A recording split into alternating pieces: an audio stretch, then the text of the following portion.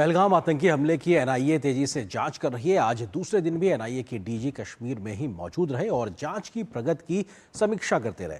जांच एजेंसी को कई नए सुराग भी मिले हैं, जिस पर जांच तेजी से आगे बढ़ रही है। इस बीच कल अपने नागरिकों के लिए दरवाजा बंद करने वाले पाकिस्तान ने अपने नागरिकों के लिए आज फिर से अटारी वाघा बॉर्डर पर दरवाजे खोल दिए, जिसके बाद अब तक 953 पाकिस्तानी नागरिक हिंदुस्तान से वापस पाकिस्तान जा चुके हैं।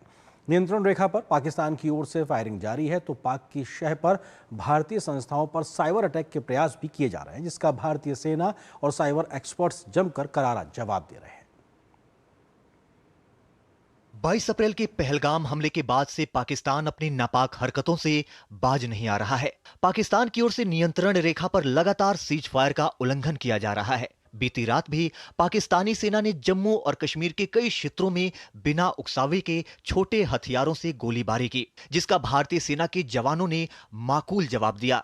इस बीच पाकिस्तान प्रायोजित हैकर समूहों ने भारतीय वेबसाइटों को निशाना बनाने की फिर से नापाक कोशिश की है, लेकिन भारतीय साइबर सुरक्षा एजेंसियों ने इन प्रयासों को समय रहते विफल कर दिया है। ये साइबर हमला पाकिस्तान द्वारा भारत के खिलाफ लंबे समय से जारी आतंकवाद और सूचना युद्ध का हिस्सा है। भारत ने एक बार फिर संयम और तत्परता का परिचय देते हुए इन उकसावेबाजियों का करारा जवाब दिया है। लेकिन पाकिस्तान ने और आतंकवादियों ने जो गुस्ताखी की है, जो नाफरमानी उन्होंने की है, उसको किसी सूरत में माफ नहीं किया जा सकता। पाकिस्तान ने एक बार फिर से स्वीकार किया है कि आतंकवाद को पालने पोसने में वहां की सरकार का दशकों से रोल रहा है। एक इंटरव्यू में पाकिस्तान के पूर्व विदेश मंत्री बिलावल भुट्टो ने माना है कि उनके देश का अतीत आतंकी संगठनों को समर्थन देने का रहा है। जहां तक रक्षा मंत्री ख्वाजा आसिफ के बयान का सवाल है, तो मुझे नहीं लगता कि ये कोई रहस्य है कि पाकिस्तान का एक अतीत है। हमने पश्चिमी शक्तियों के साथ समन्वय और सहयोग से आतंकियों को सहयोग और समर्थन दिया है। बिलावल भुट्टो की इस टिप्पणी से कुछ दिन पहले ही पाकिस्तान के रक्षा मंत्री ख्वाजा आसिफ ने कहा था कि इस्लामाबाद दशकों तक आतंकवाद को मदद देने का गंदा काम करता रहा है। What Bilawal Bhutto is saying, there is no change in Pakistan's policy as far as India is concerned. It continues to follow its establishment, the Pakistan Army and the ISI. Pahalgam आतंकी हमले की जांच कर रही एनआईए को कई नई जानकारियां मिली हैं, जिसके आधार पर एजेंसी जांच को आगे बढ़ा रही है। एनआईए के डीजी शुक्रवार को दूसरे दिन भी लगातार घाटी में रहे और जांच की प्रगति की समीक्षा करते रहे। गुरुवार को एनआईए डीजी पहलगाम ने बैरसन घाटी पहुंचकर करीब 3 घंटे तक घटनास्थल का निरीक्षण किया और जांच की बारीकियों का जायजा लिया था।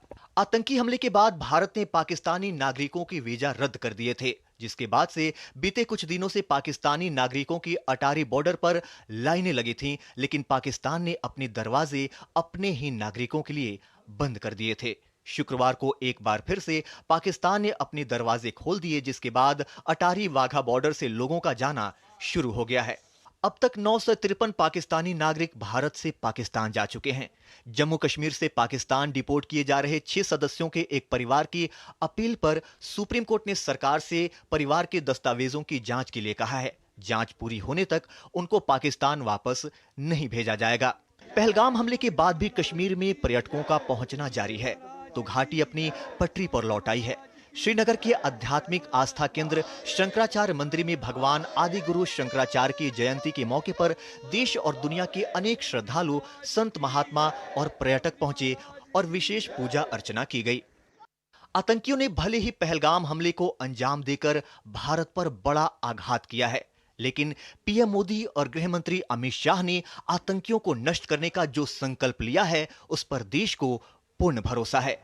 विशाल बैरिस्टो और अश्विनी मिश्र के साथ ब्यूरो रिपोर्ट, डीडी न्यूज।